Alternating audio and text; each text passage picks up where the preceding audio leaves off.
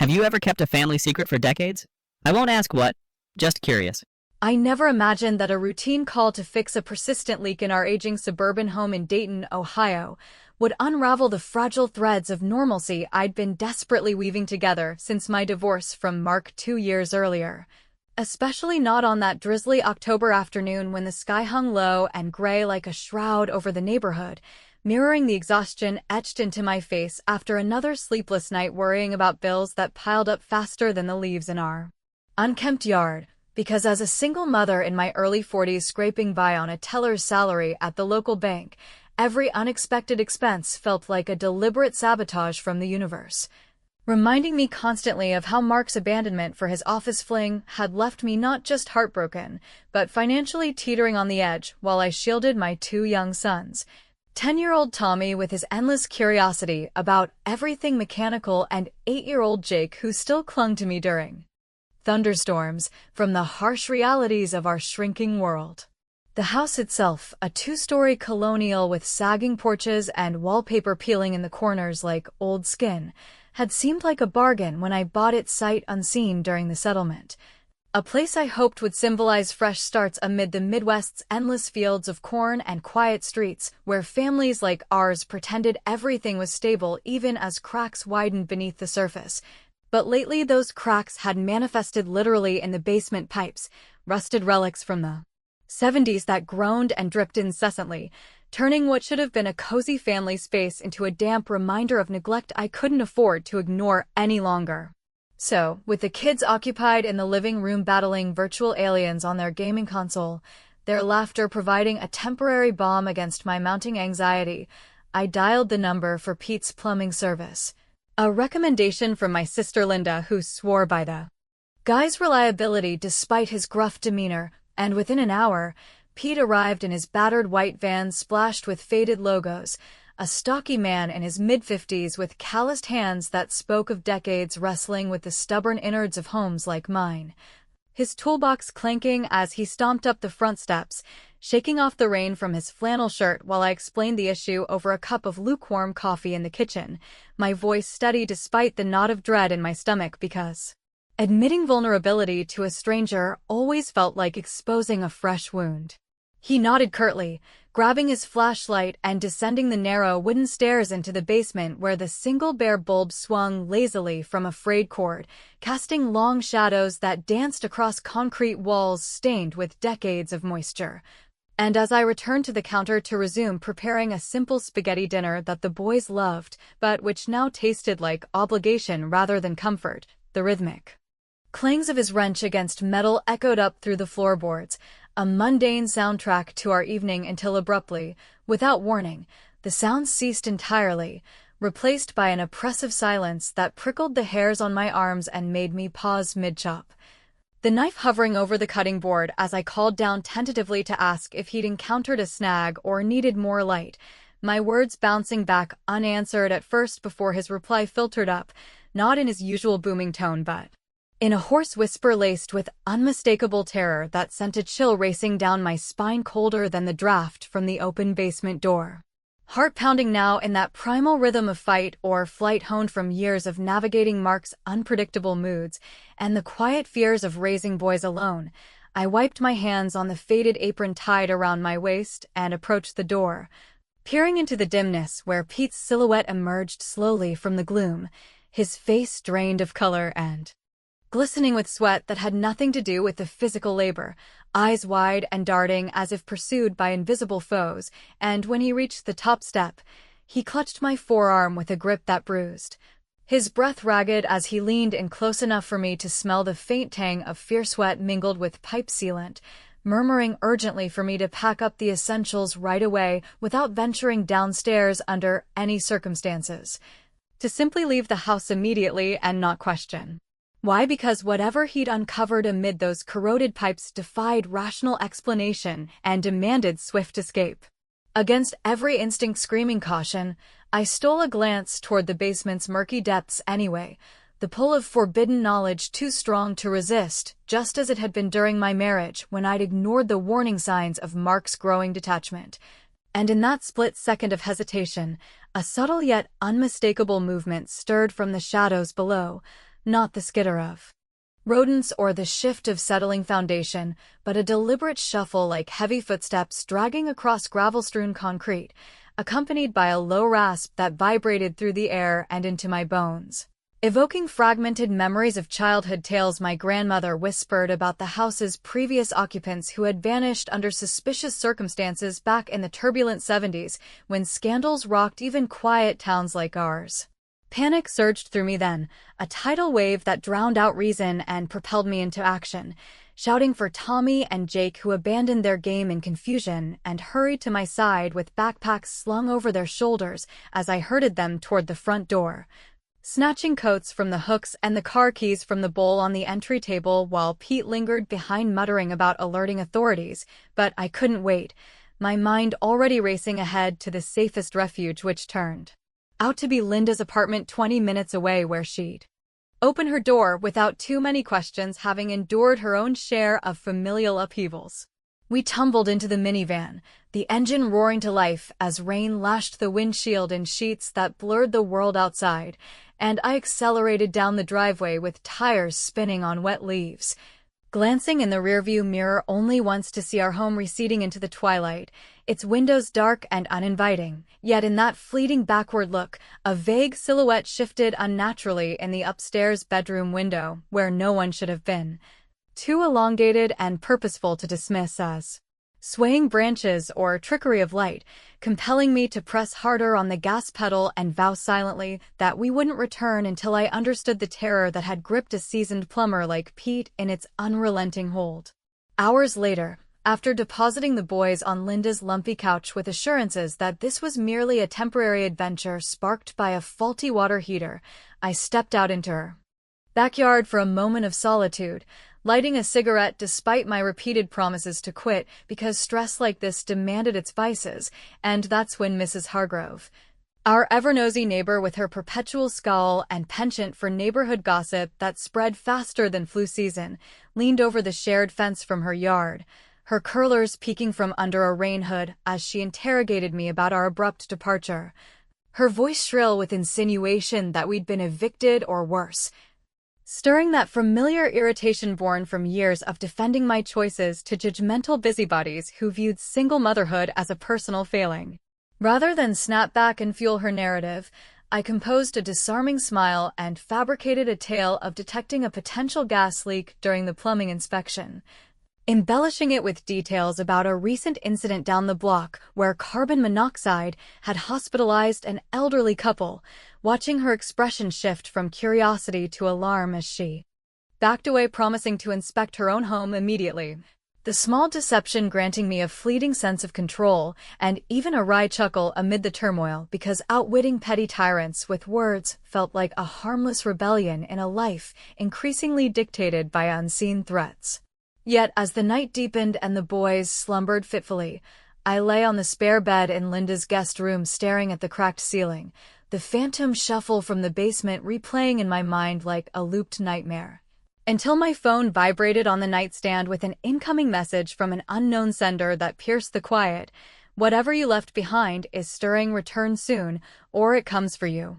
That cryptic text message from the unknown number lingered in my mind like a bad aftertaste long after I'd deleted it and powered off my phone to silence any further intrusions.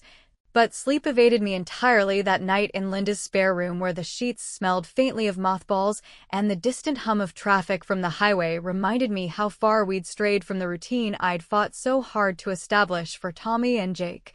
those two boys who deserved a mother who kept the world at bay, rather than dragging them into whatever shadowy mess our family home had concealed beneath its familiar facade. Because as the hours ticked by with rain pattering against the window like impatient fingers, I replayed Pete's terrified whisper and that unnatural shuffle over and over, connecting it to half-forgotten snippets from my childhood when Dad would shush conversations about the house's previous owners, a family who'd packed up overnight in 1973 amid rumors of financial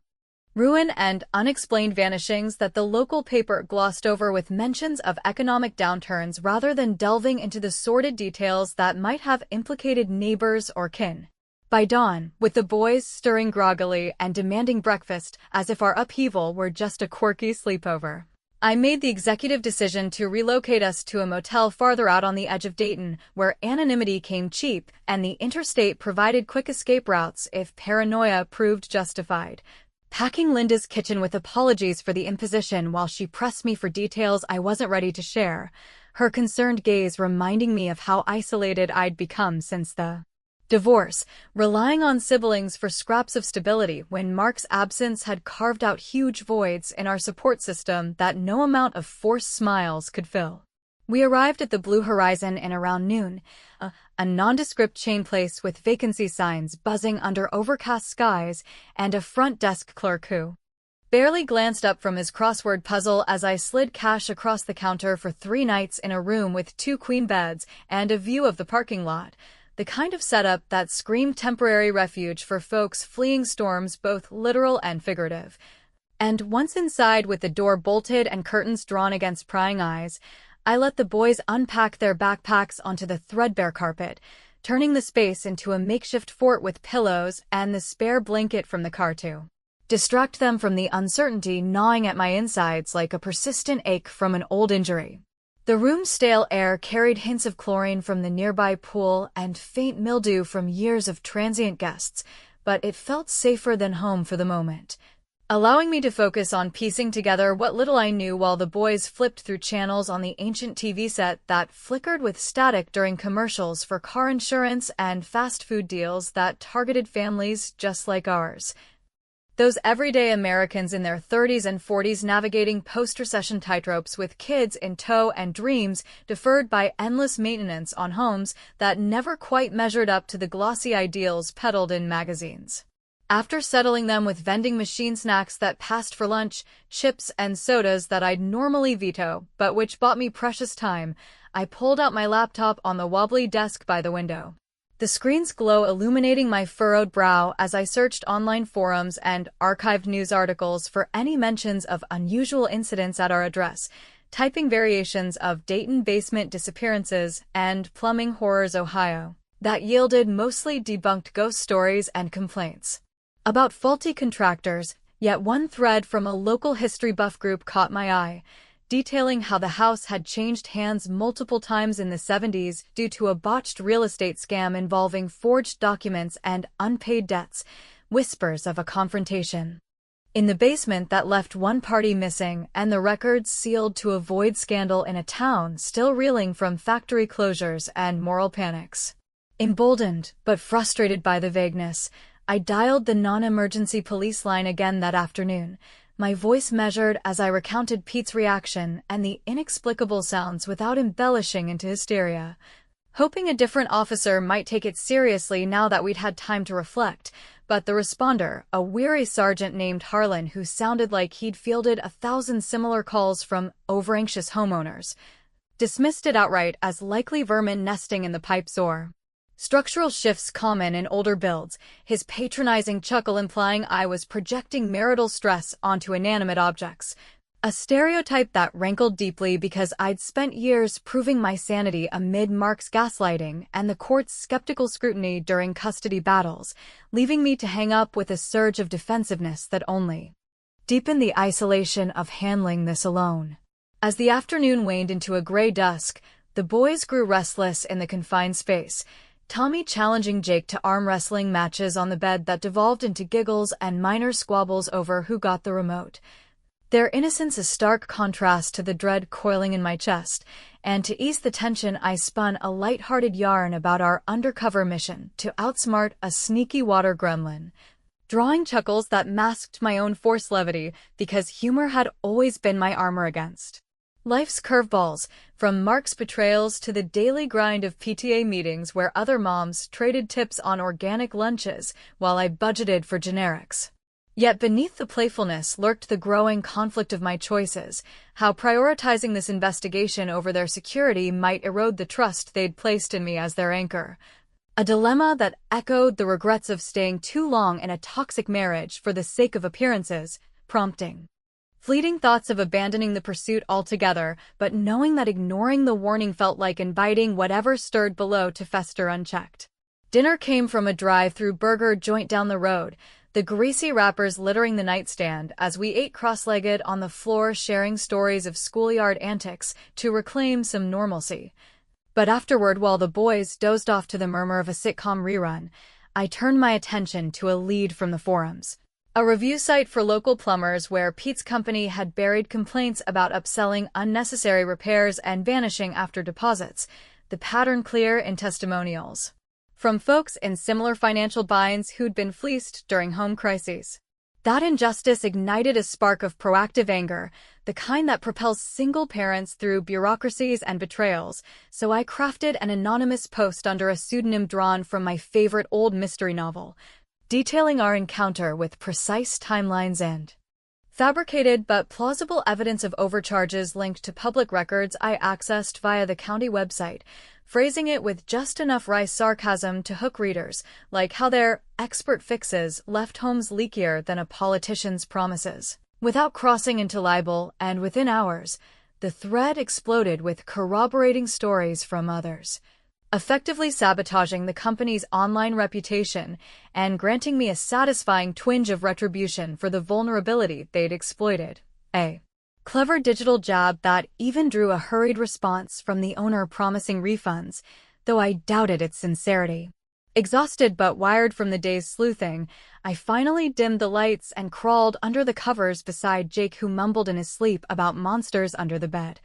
the motel's thin walls amplifying the distant roar of semis on the interstate like a lullaby from a world moving on without us. Yet just as my eyelids grew heavy, my phone buzzed insistently on the charger with a call from a familiar number I hadn't blocked out of lingering spite, Mark's voice crackling through the line when I answered despite every better judgment, slurring slightly as if from a barstool that he demanded to know why we'd fled the house without notice and what kind of trouble I was stirring up now that might affect his visitation rights. Mark's voice on the other end of the line from the motel room carried that familiar mix of feigned worry and underlying accusation, the kind he'd perfected during our marriage whenever he wanted to steer the conversation back to his narrative of being the reasonable one while casting me as the unstable element in our fractured family dynamic, probing insistently about the boys' well-being and why I'd uprooted them without a heads-up that might disrupt his carefully scheduled weekends, as if his sporadic visits laden with guilt gifts and empty promises constituted true fatherhood rather than the intermittent interruptions they truly were, and I held my temper in check by focusing on the motel room's peeling wallpaper to ground myself, responding curtly that it stemmed from a plumbing emergency gone awry without delving into the terror that had propelled us here, because explaining the inexplicable to him felt futile given his history of dismissing my concerns as overreactions born from hormonal imbalances or work stress. He pressed for more, his tone shifting to that oily persuasion he used in boardrooms to close deals, suggesting he drive over to collect whatever mail or bills had piled up at the house since we bolted. An offer that reeked of opportunism, because Mark always had an eye on the property as a financial asset he'd undervalued in the divorce to minimize his alimony obligations, leaving me to shoulder the mortgage on a place now tainted by whatever shadows lurked in its foundations, and after a terse exchange where I shut down his probing with reminders of his own abandonment for that accountant half his age, I ended the call with a click that echoed my resolve to handle this independently, though doubt lingered like the aftertaste of cheap motel coffee because involving him risked complicating custody further and exposing vulnerabilities I wasn't prepared to defend in another round of legal wrangling. The next morning dawned with a deceptive clarity, sunlight filtering through the motel's thin curtains to rouse the boys who bounced around the room demanding pancakes and assurances about returning home soon, their questions laced with the innocent frustration of disrupted routines that highlighted how my secretive quest was already straining the bonds I'd nurtured through bedtime stories and school volunteer shifts. Tommy crossing his arms to declare this adventure officially boring while Jake fiddled with a toy car whispering fears of never going back, prompting a pang of guilt that twisted sharper than any argument with Mark because as their sole protector in this post-divorce landscape of PDA judgments and neighborly pity, my choices to chase elusive truths over their immediate comfort positioned me as the villain in their young eyes, a role I loathed yet couldn't abandon without feeling like I'd surrendered to the very fears that had driven us away. To appease them and reclaim some semblance of control, I proposed a quick trip back to the house solely for gathering clothes, school supplies, and a few comforts like their favorite stuffed animals that might ease the motel monotony, framing it as a stealth mission to outwit the grumpy pipes, with promises of ice cream afterward. A bribe that elicited reluctant grins but underscored the growing rift as Tommy muttered about preferring Dad's house where things didn't turn upside down without warning, his words a subtle indictment of my instability that echoed the doubts I'd internalized from years of marital counseling sessions where therapists nodded sympathetically but ultimately sided with Mark's version of events. We set out in the rental sedan borrowed from Linda, the engine humming steadily along familiar roads lined with autumn maples shedding leaves like confetti from a reluctant celebration. The house coming into view around midday with its porch light still flickering erratically from the storm damage, an oversight I'd meant to fix, but which now seemed ominous as we parked and I instructed the boys to stick close while I unlocked the door with hands that trembled slightly despite the bright daylight flooding the entryway. The air inside stale and unchanged save for the faint metallic tang from the unfinished plumbing work that Pete had abandoned in haste. While Tommy and Jake dashed upstairs to their rooms stuffing drawers into duffels with the efficiency of kids accustomed to packing for Dad's visits, I ventured toward the hallway closet where forgotten boxes from the move-in lingered amid coats and holiday decorations. My fingers brushing against a dusty metal tin that my mother had tucked away years ago during one of her visits, its contents spilling out as I pried the lid with a creak that mirrored the house's weary bones, revealing a bundle of letters yellowed with age and tied in faded ribbon, correspondence from my grandmother's era addressed to an uncle I'd only heard mentioned in hushed tones during family gatherings, the script looping elegantly across pages that detailed a web of deceit involving the property's original owners in the early 70s.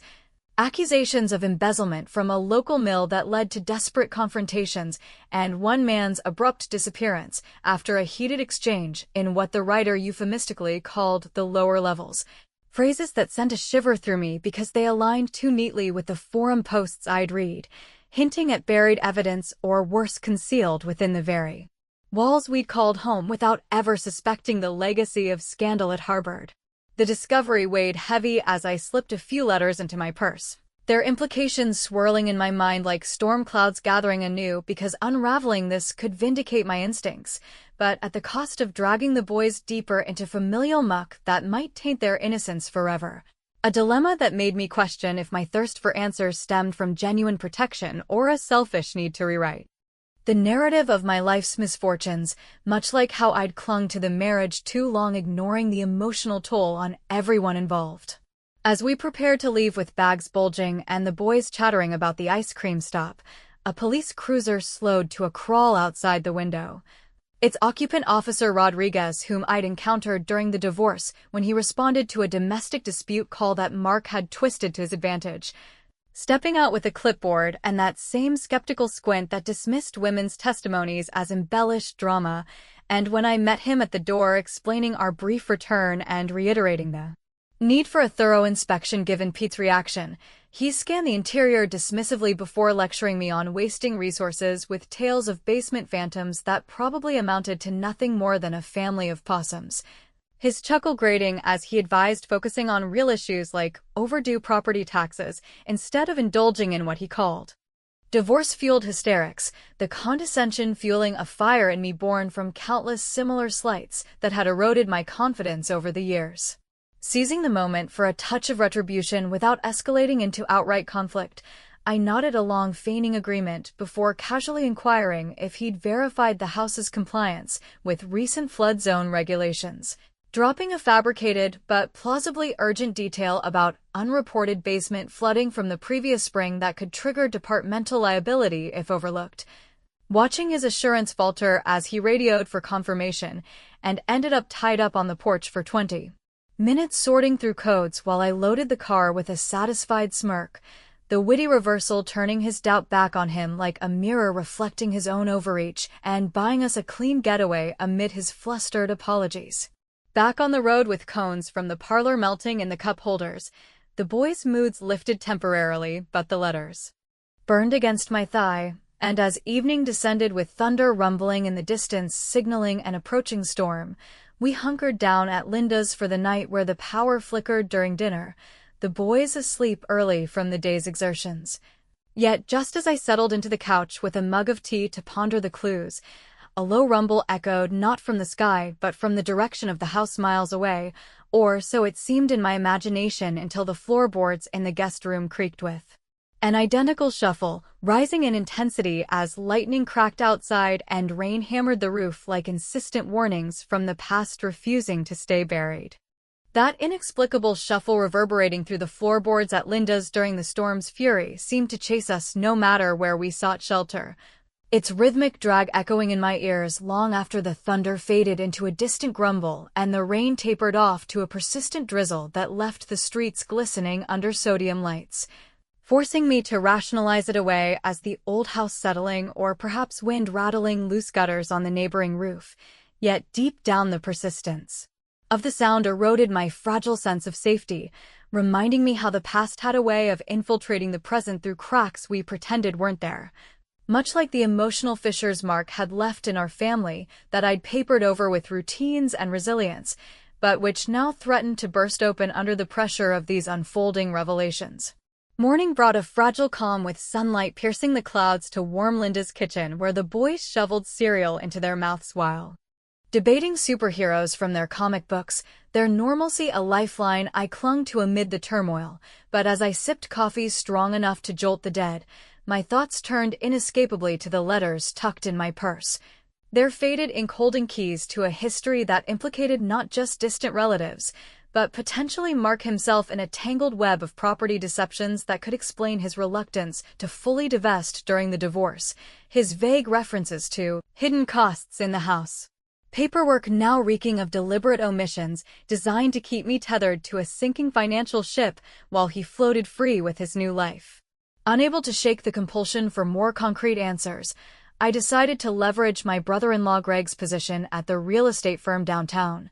Figuring his access to archived deeds and liens might illuminate the discrepancies without alerting Mark prematurely, so after dropping the boys at a friend's house for a play date that bought me a few hours of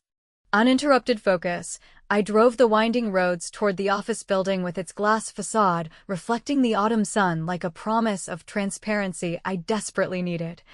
My mind racing through scenarios where this knowledge could arm me against whatever lurked in the basement, whether a literal threat or the metaphorical monster of inherited guilt that had shaped my family's silences for generations. Greg's office buzzed with the midday energy of agents closing deals over phones and clipboards, but when I arrived unannounced under the pretense of seeking advice on selling the house, he ushered me into his cluttered cubicle with a warm hug that eased some tension. His easygoing nature a contrast to Mark's intensity as he pulled up digital records on his computer screen, the files scrolling past mentions of easements and encumbrances tied to the property dating back to the 70s. Confirming the letters' tales of my great-uncle's fraudulent dealings that had driven the original owners to desperation and disappearance. Yet the real gut punch came when a sidebar note referenced Mark's signature on a supplemental disclosure form from 5 years ago, one that downplayed structural issues in the basement to expedite our purchase, suggesting he'd known about the potential hazards all along and chosen silence to secure a better loan rate. A betrayal that twisted like a knife because it meant our home, the sanctuary I'd poured my post-divorce hopes into, had been built on foundations of deceit from the man who'd vowed to protect us. As Greg excused himself for a quick meeting, leaving me alone with the terminal, I snapped discreet photos of the documents with my phone. The evidence solidifying my resolve, but also igniting a moral quandary about how to wield it without involving the boys further, because any confrontation with Mark risked court battles that would drag them through depositions and divided loyalties, choices that positioned me as the instigator, disrupting their fragile equilibrium when all they craved was stability amid the chaos I'd already introduced by fleeing our home on a plumber's whim. A dilemma that made me pause and wonder if my pursuit of justice was truly for their sake or a vengeful bid to reclaim power lost in the marriage's wreckage, echoing the audience's potential disapproval of a mother who prioritized old scores over immediate peace. The plot thickened when my sister-in-law Carla swept into the office lobby just as I emerged, her designer heels clicking authoritatively as she cornered me with that saccharine concern masking her nosiness, demanding details on our sudden vanishing act and the boys' whereabouts, while implying through veiled barbs that my handling of the situation screamed of instability unfit for raising children. Her words laced with the superiority complex she'd honed since marrying into the family, always positioning herself as the poised alternative to my hot mess existence that she'd gossiped about at every holiday gathering. Her prying escalated to outright meddling when she offered to help by contacting a buyer friend interested in fixer-uppers, but the glint in her eye betrayed her intent to spread the story through her social circles, turning our private crisis into neighborhood fodder that could jeopardize my bank job if rumors of unreliability circulated, fueling a surge of irritation that this woman, who feigned sisterly support while undermining me at every turn,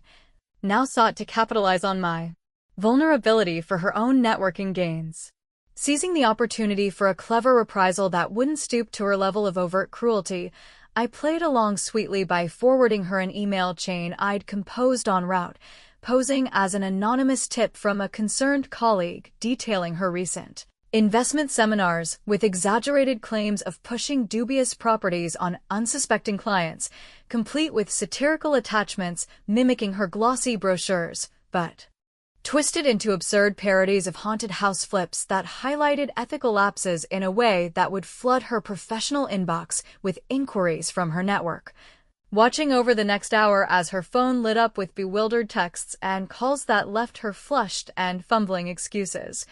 The public embarrassment, a witty mirror to her own meddlesome tactics that granted me a rush of satisfaction without direct confrontation, though it underscored the petty cycles of revenge I was perpetuating in a life already strained by secrets. With the afternoon waning and the boys' pickup time approaching, I headed back to Linda's where the air hung heavy with the scent of baking bread she'd prepared as a comfort.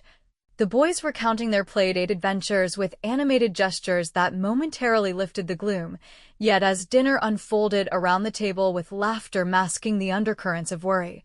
my phone vibrated with a voicemail from Mark insisting on an immediate meeting at the house to discuss the kids' best interests in light of my erratic behavior, his voice brooking no refusal and laced with an urgency that hinted at his own unraveling composure, compelling me despite every screaming instinct to agree and drive through the gathering dusk toward the property where the porch light beckoned like a trap, the basement door visible through the window standing slightly ajar as if waiting to swallow us whole while his headlights pierced the night behind me, illuminating the threshold of confrontation I'd both dreaded and courted. Mark's headlights sliced through the encroaching twilight like accusatory beams as I pulled up to the house that evening, the gravel crunching under my tires in a way that amplified the knot of apprehension twisting in my gut because agreeing to this meeting on his terms felt like stepping back into the unequal power dynamics of our marriage where he dictated the when and where while I scrambled to keep up, yet the weight of the documents and letters in my glove compartment propelled me forward. An arsenal of truths I'd unearthed that could finally shift the balance in this tangled legacy of family deceptions and personal betrayals that had haunted us both longer than either would admit. He emerged from his SUV parked crookedly in the driveway, his frame silhouetted against the fading light with that same overconfident swagger he'd worn during our courtship, now weathered by middle age and the consequences of choices that had splintered our life into irreparable fragments, and as rain began to spit from the overcast sky threatening a full downpour, he approached my car window with arms crossed, demanding in a voice edged with impatience why I'd been dodging his calls and stirring up trouble that might reflect poorly on his reputation at the firm where property ethics were suddenly under scrutiny after anonymous tips circulated through industry channels. I stepped out into the damp air that carried the earthy scent of impending storm mixed with the faint rot from the neglected yard, clutching my phone like a talisman as I confronted him directly about the forged disclosures he'd signed to bury the basement's structural flaws and the historical liens tied to my great-uncle's swindle. My words measured, but laced with the accumulated resentment of years spent rebuilding alone while he thrived unburdened, watching his expression cycle from defensiveness to a flicker of genuine unease that betrayed how deeply the house's secrets intertwined with his own past. Indiscretions, perhaps even the reason he'd pushed for us to buy it cheap knowing the risks, but gambling on my naivety to maintain his facade of provider. The conversation escalated under the porch light that buzzed erratically like a faulty heartbeat, his denials ringing hollow as I pulled up the photos from Greg's files on my screen. The evidence glaring in the glow that illuminated forged dates and omitted warnings about potential cave-ins or worse in the lower levels where the previous owners had allegedly concealed evidence of an altercation gone fatally wrong during that 70s scandal. A confrontation over stolen mill funds that ended with a young man's body never recovered and the family fleeing under cover of night. Whispers my grandmother's letters confirmed as generational abuse masked as business disputes, where my kin had silenced rivals not just financially but violently to protect their ill-gotten gains. Mark's face paled further as thunder rolled in the distance, his bluster crumbling when I revealed how the plumber Pete had likely stumbled upon remnants during the pipe replacement, scratches on the walls too deliberate for tools or animals, perhaps remnants of a desperate struggle etched into the concrete, and connected it to his own late-night tinkering in the basement years ago when he'd claimed to be fixing shelves, but emerged shaken and evasive, suggesting he'd known the full extent of the horror buried there, using it as leverage to control me through fear during our rocky marriage by alluding vaguely to things best left alone that now seemed like calculated manipulations to keep me compliant and ignorant. The moral crossroads hit me hard in that moment, the dilemma of exposing him fully to authorities which would drag the boys into investigations and media scrutiny that could shatter their sense of security forever, painting me as the vengeful ex unraveling a stable father's life, when in truth his stability came at our expense, a choice that invited the audience to question my priorities as a mother willing to risk everything for closure on a past that might poison the future, yet the growing rasp from the slightly ajar basement door drowned out my hesitations.